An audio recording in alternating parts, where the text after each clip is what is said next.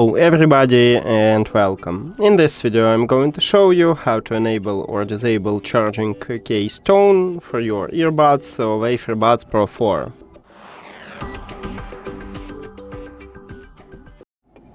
You have to start by open Huawei AI Life application, and of course you need to add your earbuds to the app. Then you will see the same menu and you will see them as a device list, so tap at your earbuds.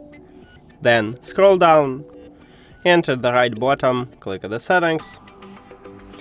Right here at the third line we have charging case tone. You need to put your earbuds to the charging case, and now we can disable or enable it. So to disable it, you need to tap one time at the slider if the slider have colorful background. To enable it, also need to put your earbuds to the charging case and tap one time at the slider if the slider have empty background. And that's it. Thank you for watching this video. If you found it helpful, please consider subscribing to the channel and leave the like on the video. See you later!